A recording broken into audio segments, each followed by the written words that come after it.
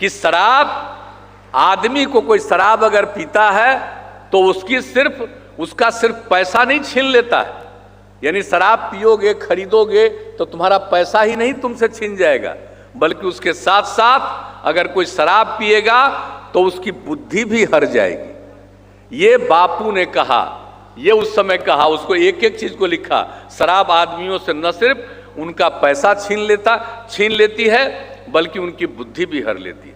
और दूसरी बात उन्होंने क्या कहा, शराब पीने वाला इंसान हैवान हो जाता है। आप इंसान हैं लेकिन दारू पीजिएगा तो हैवान हो जाते हैं आप। ये राष्ट्रपिता महात्मा गांधी ने, बापू ने ये कहा है।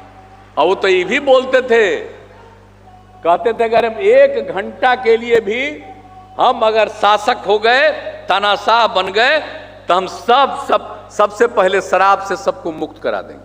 अब आप सोचिए, जो बापू कहते थे उनकी बातों को इसमें लिखा हुआ, एक एक आदमी को बताइए, पढ़ाइए, याद कराइए कि जरा जान लो ये कितनी बहुत बड़ी चीज है। कुछ लोग तो गड़बड़ होते ही ना है जी, हम तो शुरू में आपको कह दिए। कुछ लोग अपने को काबिल समझता है, विद्वान समझता है। कुछ लोग तो गड़बड़ होते ही ना है जी, हम तो शुरू में आपको कह दिए। कुछ लोग अपने को काबिल समझता है, विद्वान समझता है, पढ़ेगा भी या दारू पिएगा। कुछ लोग तो बड़े बड़े काम में रहते हैं, वो भी दारू पीते हैं। मैं उन तमाम लोगों से कहूंगा कि आप दारू पीते हो, आप अपना नुकसान कर रहे हो, देश का नुकसान कर रहे हो, सबका नुकसान कर रहे हो। दारू पीना अधिकार है। जब देश आजाद हुआ तब भी कानून बन गया।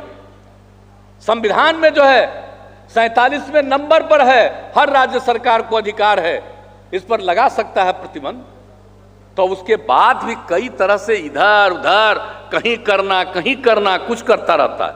अरे भाई, जिस चीज के लिए बना हुआ देश को आजाद कराने वाले व्यक्ति ने जो कहा, राष्ट्रपिता ने, और कितना नुकसान है। और अब जो काबिल लोग हैं, हम तो इसीलिए कह रहे हैं कि वर्ल्ड हेल्थ ऑर्गेनाइजेशन जो पूरे देश दुनिया का सर्वे किया, तो उससे ज्यादा काबिल आप हैं। आपको पता है दारू पीने और पिलाने वालों को कुछ मालूम है? जरा जान लीजिए। इसने जो पूरे दुनिया का सर्वेक्षण करके और एक एक जगह का पता करके क्या कहा, एक साल के अंदर 2016 में ही पूरे दुनिया में हर देश को मिला करके उसने जो किया और रिपोर्ट दिया, कहा कि 1 साल के अंदर शराब पीने से 30 लाख लोगों की मौत होती है। बताइए, आई चल रहा 19 से कोरोना शुरू हुआ, 20, 21 अभी भी चला, इतना तक में करके मैंने कुल मिला करके जोड़ लीजिए, 2 साल से भी ज्यादा, मान लीजिए कि 2 महीना और जोड़ लीजिए कि 2 साल 4 महीना हो गया कुल मिला करके। तो इसमें पूरे दुनिया में कितने लोगों की मौत हुई? इतने दिन के अंदर भी अभी तक 30 लाख के नीचे है मौत, 24 लाख की मौत हुई है। कारण से होता है। लेकिन दारू अगर पिए रहता है तो एक दूसरे से जो झगड़ा करता है उसकी संख्या 18%। और उसके बाद दारू पीते हैं लोग और गाड़ी चलाते हैं, और दारू पी करके जब गाड़ी चलाते हैं तो कितना एक्सीडेंट होता है, सड़क दुर्घटनाएं कितनी होती हैं। तो दुनिया भर में सड़क दुर्घटनाएं, दारू पी के गाड़ी चलाइएगा तो दुनिया भर का उसने सर्वेक्षण करके निकाला कि 27% दुर्घटनाएं, सड़क दुर्घटनाएं दारू पी करके गाड़ी चलाने से होता है। अब जरा सोच लीजिए, किसी भी बड़े बड़े राज्य में भी उतनी बड़ी संख्या में पुलिस बल में महिलाएं नहीं है। आप जरा सोच लीजिए, 25,000 से भी ज्यादा। तो आप सोच लीजिए कि इतना ज्यादा हम लोग काम कर रहे हैं, तो सबके विकास के लिए, उत्थान के लिए काम कर रहे हैं, एक चीज को नहीं छोड़ रहे हैं। और अब 7 निश्चय 2 भी कर दिया। जो जो काम कर रहे हैं, सबके पढ़ाई का तो काम कर ही रहे हैं, लेकिन नई तकनीक का ट्रेनिंग सबको काम करने का अवसर मिले, बेहतर ढंग से आगे बढ़ें। और हर गांव की साफ सफाई के साथ साथ एक एक चीज का ख्याल रखना, तो इस सब चीज के लिए हम लोग काम कर रहे हैं। हम तो शराबबंदी के पक्ष में हैं, आपको तो सब मालूम, प्रारंभ से ही हम लोग शराबबंदी के पक्ष में। लेकिन आप जानते हैं कि जब हम लोगों को मौका मिला तो ऐसा लगा कि साहब हम अगर लागू करेंगे तो ठीक ढंग से लागू होगा कि नहीं होगा। लेकिन हम लोगों ने 2011 से ही अभियान कराना शुरू किया लोगों के बीच में कि इसके बाद में करिए, लेकिन शराब बंदी नहीं हो रही। और आपको मालूम है कि शराब का धंधा लोग तो बहुत करते थे, उस पर बहुत नियंत्रण करके जो काम किया तो उस समय तो राज्य सरकार को आमदनी हो रही थी एक में 5,000 करोड़ रुपए का।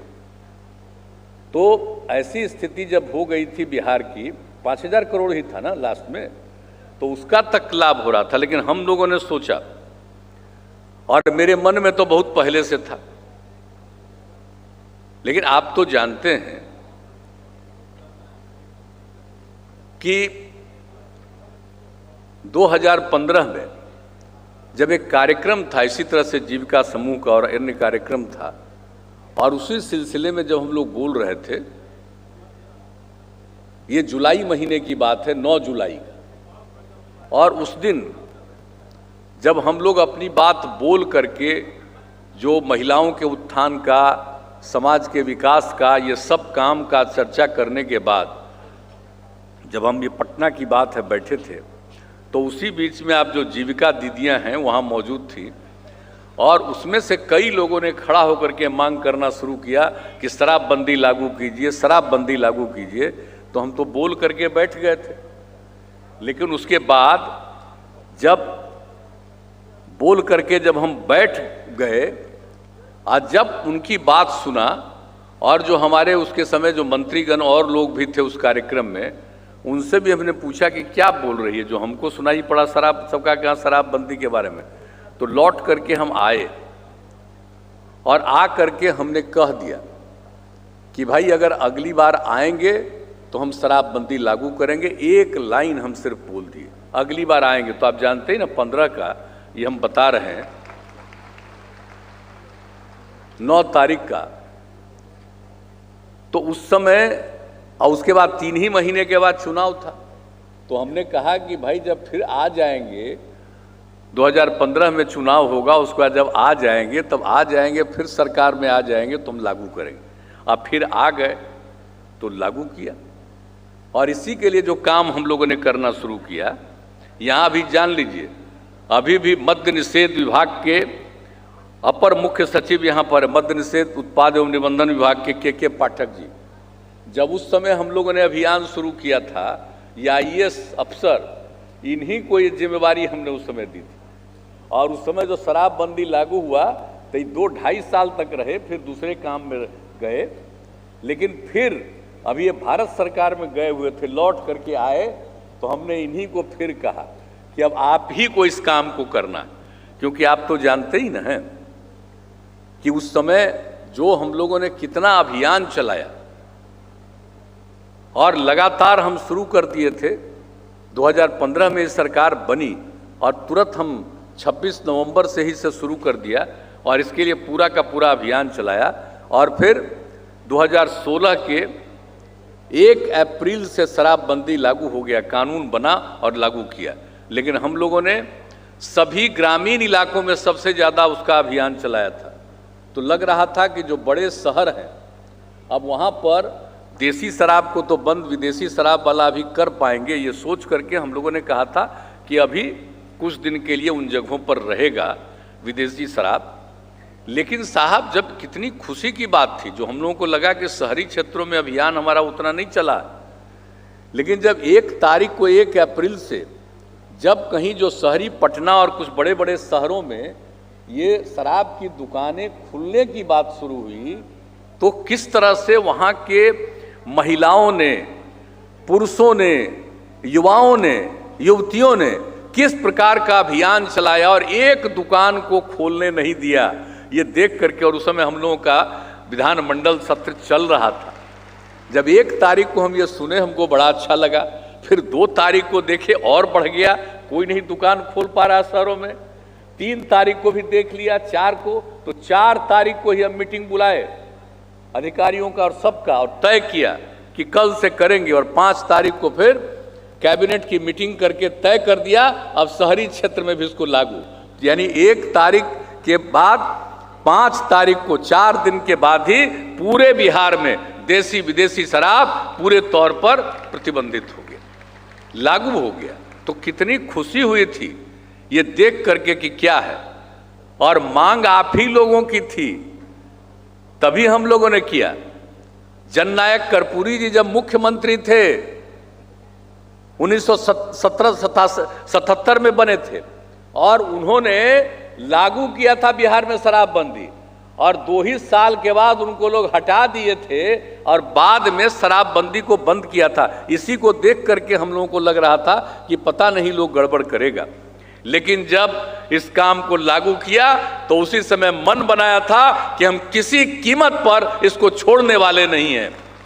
और आपको मालूम है जब विधानसभा में और विधान परिषद में जो गया हम लोगों का विधेयक, उसके लिए प्रस्ताव गया, सर्वसम्मति से पक्ष विपक्ष सब ने एकजुट होकर के, और उसके बाद विधानसभा में विधान परिषद में दोनों जगह लोगों ने खड़ा होकर के संकल्प लिया शराबबंदी के पक्ष में, ये काम हुआ था। तो अब इसके बाद तो इधर उधर तो गड़बड़ करने वाला होता ही नहीं जी। हम तो सब दिन आपको बताते हैं, आदमी जो है, मनुष्य जो है, ये 100% 100% कभी भी ठीक नहीं हो सकता, कुछ ना कुछ तो गड़बड़ होता ही है। आप जानते हैं कि 10% तो बिल्कुल ठीक होता है, लेकिन बाकी सब पढ़ता है, लिखता है, अच्छा अनुभव होता है तो 90% तक तो बिल्कुल ठीक हो जाता है।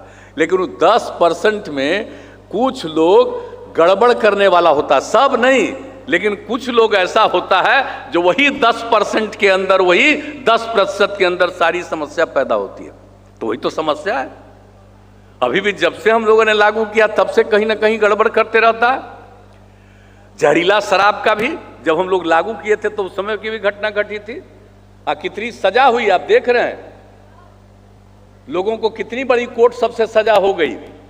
लेकिन अभी इधर हाल के दिनों में जब फिर घटना घटी, ये शराबबंदी लागू किए थे तो कुल मुश्किल से 3 हुआ था, लेकिन जो पिछले साल से फिर देखा कि जहरीली शराब वाला ये झंझट और उसके चलते मृत्यु बहुत हो रही है। जब मृत्यु हो रही थी तो बहुत लोग लगे बोलने, कहा कि अब शराबबंदी फेल कर गया है, अब इसको छोड़ दीजिए, अब बोलिए लोग मर रहा है तो मरने वाले को सहायता मिलना चाहिए। तो हमने कहा मरने वाले को सहायता मिलना चाहिए? अरे दारू पिएगा तो मरेगा ही, ये दारू पीता है इसलिए मरता है। वो जिससे दारू लेने गया वो गड़बड़ था, वो उसको जहरीला पिला दिया तो मर गया। तो हम लोग तो शुरू से कहते हैं कि दारू बहुत बुरी चीज है, दारू से बचिए। तो जब जहरीला भी पिलाता है और तब भी मरता है, तो उसी समय हमने सोचा कि इसको लेकर के निश्चित रूप से और बड़े पैमाने पर हम लोग अभियान चलाएं। और ये अभियान जो हम लोग चलाएं, निरंतर चलाते रहें। पहले जैसा कर रहे थे, कितना बड़ा बड़ा अभियान चल रहा था, तो इस अभियान को हम लोगों को जारी रखना है। इसीलिए हम लोगों ने पिछली बार जो 26 तारीख से 26 दिसंबर को ही हम लोगों ने इस काम के, नवंबर से ये बात हम लोगों ने किया, और 16 नवंबर को पिछली बार हम लोगों ने बड़े पैमाने पर सभी जिले के अध्यक्ष और सभी अधिकारियों के साथ, पुलिस अधिकारियों के साथ और इससे संबंधित विभागों के साथ, सब के साथ हमने बैठक की थी, और 7 घंटे तक हमने बैठक की थी, और सब से कहा कि भाई इसको लागू करना है और ठीक ढंग से इसको देखिए और इसके लिए करिए। और वही फिर 26 तारीख से हम लोगों ने अभियान जो हम लोगों ने करने की शुरुआत कराई। तो ये चीज़ जो चल रहा है, और आप जानते हैं, हम तो आपके बीच में कहना चाहते हैं कि कितना बुरा चीज़ है शराब। और शराब के बारे में तो आप जान रहे हैं कि लोगों को कितना नुकसान होता है।